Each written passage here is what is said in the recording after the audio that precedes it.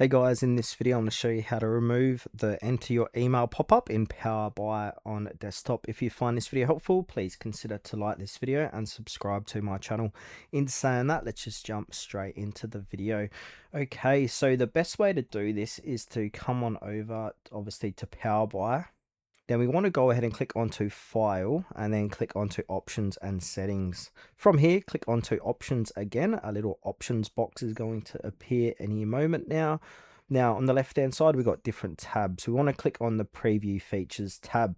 Now, to the right of Preview Features, scroll down, and where it says, and depending what region you're in, if it says Translytical Task Flow, go ahead and uncheck that and then click onto OK. I'm in Australia, so we don't have this on this version, but in other regions, if you got that Translytical Task Flow, just go ahead and uncheck it and click on OK, and that's going to remove those annoying email address pop-ups in Power BI.